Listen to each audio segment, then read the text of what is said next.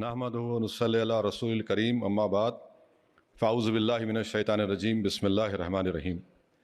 میں اسد الدین اویسی جسے لوک سبھا کا رکن منتخب کیا گیا ہے فرائض اور وفاداری سے انجام دوں گا۔ جے بھیم، جے میم، جے تلنگانہ، جے فلسطین، تکبیر، اللہ اکبر۔ جلا دیا تھا، اسی لیے جب مہاتما نے پھاڑا میں اس بل کو پھاڑتا ہوں، یہ ہندوستان کو توڑنے کی کوشش کر رہا ہے۔ آل انڈیا مجلس اتحاد المسلمین کے پریزیڈنٹ اسد الدین اویسی اپنے بے باک بیانوں کی وجہ سے ہمیشہ خبروں میں بنے رہتے ہیں۔ بھارت کی سیاست میں اسد الدین اویسی ایک ایسے لیڈر ہیں جنہیں صرف ان کی بھاشنوں کی وجہ سے نہیں بلکہ ان کی اصولی سیاست اور حقوق کے لیے لڑنے والے مزاج کی وجہ سے پہچانا جاتا ہے۔ اویسی نہ صرف مسلمانوں بلکہ دوسرے پسماندہ طبقات کی آواز بن کر ابھرے ہیں۔ اس ویڈیو میں ہم ان کی زندگی، سیاست اور فکری جدوجہد کو نئے انداز میں بیان کریں گے۔ یہ کہانی صرف ایک سیاستدان کی نہیں بلکہ ایک ایسے انسان کی ہے جس نے اپنی زندگی دوسروں کی بہتری کے لیے وقف کر دی ہے۔ اسد الدین اویسی 13 مئی 1969 کو ایک معروف و مشہور سیاسی خاندان میں پیدا ہوئے۔ ان کے والد سلطان صلاح الدین اویسی خود ایک کامیاب سیاستدان تھے اور انہیں حیدرآباد کا شیر کہا جاتا تھا۔ ان کی والدہ کا تعلق بھی ایک بااثر خاندان سے تھا جس نے اسد الدین اویسی کی شخصیت میں وقار اور اصولی مزاج کی بنیاد رکھی۔ بچپن سے ہی وہ اپنے والد کی سیاست کو قریب سے دیکھتے آئے جس سے ان کے اندر سیاسی شعور بیدار ہوا۔ اویسی خاندان کا سیاست میں بہت پرانا کردار رہا ہے، لیکن اسد الدین نے اس روایت کو ایک نئے انداز میں آگے بڑھایا جہاں انہوں نے پالیٹکس کو ایک پبلک سروس کا ذریعہ بنایا اور لوگوں کی مشکلات کو سمجھتے ہوئے ان کے حقوق کی آواز بلند کی۔ اسد الدین اویسی کی ابتدائی تعلیم حیدرآباد کے مشہور اسکولوں میں ہوئی جہاں انہوں نے مضبوط تعلیمی بنیاد رکھی۔ انہوں نے حیدرآباد پبلک اسکول سے اپنی ابتدائی تعلیم مکمل کی۔ تعلیم کے میدان میں ان کی سب سے بڑی کامیابی اس وقت سامنے آئی جب انہوں نے انگلینڈ کے معروف ادارے سے قانون کی ڈگری حاصل کی۔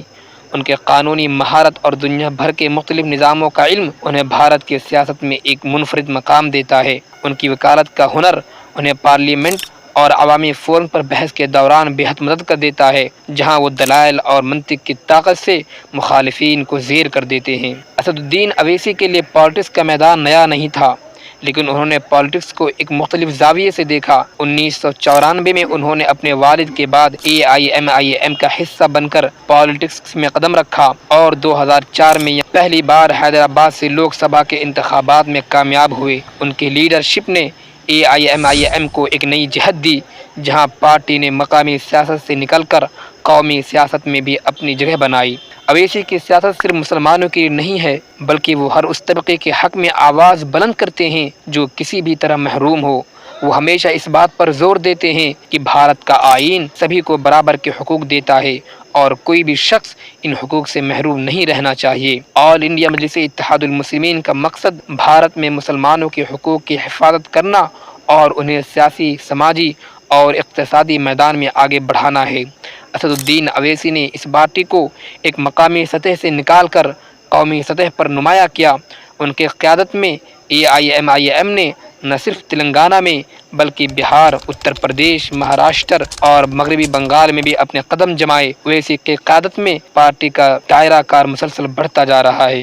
اویسی ہمیشہ اس بات پر زور دیتے ہیں کہ ان کی پارٹی کا مقصد صرف مسلم مفادات کا تحفظ نہیں ہے بلکہ وہ دیگر پسماندہ طبقے کے حق میں بھی آواز اٹھاتے ہیں۔ ان کی پارٹی نے بھارت کے سیکولر اصولوں کی حفاظت کا عزم کیا ہے اور وہ ان اصولوں کو ہر حال میں قائم رکھنے کی کوشش کرتے ہیں۔ اسد الدین اویسی کی بھاشن ہمیشہ ثبوت، دلیل، علم اور قانونی حوالوں سے بھرپور ہوتی ہے۔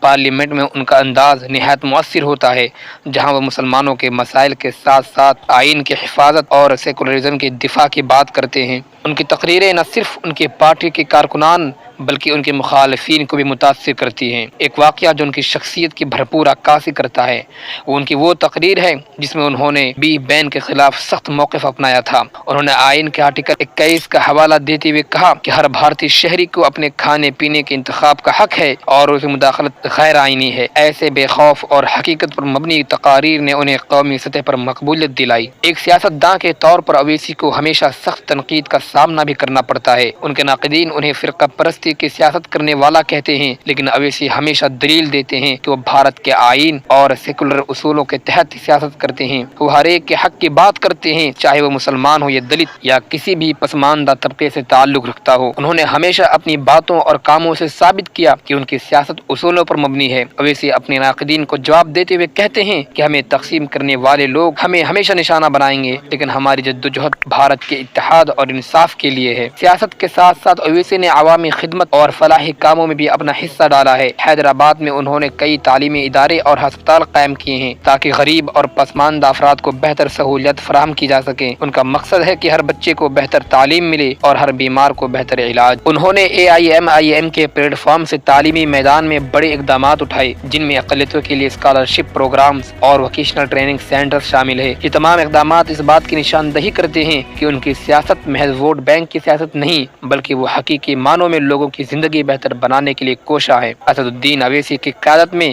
AIMIM کا مستقبل روشن نظر آتا ہے۔ وہ ایک ایسے بھارت کی تعمیر چاہتے ہیں جہاں ہر شہری کو برابر کا حق حاصل ہو اور کسی کو بھی مذہب یا ذات کی بنیاد پر نشانہ نہ بنایا جائے۔ ان کا ہدف بھارت کو ایک متحد اور مضبوط قوم بنانا ہے جہاں ہر طبقے کو انصاف، عزت اور مواقع ملے۔ اویسی نے اپنی سیاست کو ہمیشہ ترقی پسند نظریات پر قائم رکھا ہے اور وہ نئی نسل کے لیے ایک مثال بن چکے ہیں۔ ان کی بے خوف قیادت، عوامی خدمت کا جذبہ اور آئینی حقوق کے لیے جدوجہد انہیں بھارت کی سیاست میں ایک منفرد مقام دیتا ہے۔ اسد الدین اویسی کی زندگی ایک جرأت مندانہ سفر کی داستان ہے، جہاں انہوں نے ہر مشکل کا سامنا کرتے ہوئے پبلک سروس کا راستہ اپنایا۔ ان کی سیاست کا مقصد بھارت کے آئین کی حفاظت اور ہر شہری کے حق کی جنگ لڑنا ہے۔ آج وہ نہ صرف مسلمانوں کے بلکہ ہر اس طبقے کی آواز ہیں جو کسی بھی طرح محروم ہے۔ بہت سے اور MP بھی اسی سنسد میں بیٹھے تھے، مگر کھل کر کے تو کیول اسد الدین نے بولا۔